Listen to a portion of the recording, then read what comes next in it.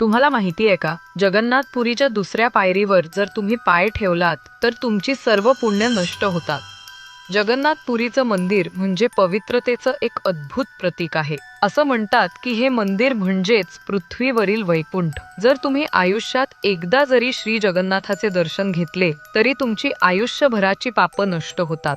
जेव्हा पुरीचे राजा इंद्रद्युम्न यांनी जगन्नाथ मंदिराची स्थापना केली तेव्हा लाखो भक्त दर्शनासाठी पुरीकडे निघाले. नकळत नकारात्मक कर्मे वाढू लागली आणि स्वर्गात गर्दी वाढली, कारण खूप सारे भक्त दर्शनानंतर पापमुक्त होत होते. हे बघून यमराज अस्वस्थ झाले आणि ते थेट श्री जगन्नाथांकडे गेले आणि आपली चिंता व्यक्त केली. हे ऐकून श्री जगन्नाथ म्हणाले, यमराज, तुम्हीच पुरीच्या दुसऱ्या पायरीवर वास करा. जो भक्त त्या पायरीवर पुन्हा दुसऱ्यांदा पाऊल ठेवेल त्याची सर्व पुण्य नष्ट होतील आणि तो यमलोकात जाईल. त्या पायरीला तेव्हापासून यमशिला म्हणतात. पण चिंता करू नका, जगन्नाथांची कृपा अपरंपार आहे. मंदिरात प्रवेश करण्याचं आणि बाहेर पडण्याचं द्वार वेगळं आहे, म्हणून जर आत जाताना यमशिला स्पर्शली तरी तुम्हाला काहीही होत नाही, कारण जगन्नाथाचं दर्शन घेतल्यावर सर्व पाप नष्ट होतात आणि जेव्हा बाहेर पडतो तेव्हा त्या मार्गावर यमशिला नसते. म्हणून आजही जर तुम्ही पुरीच्या मंदिरात गेला तर तुमची सर्व पाप नष्ट होतील.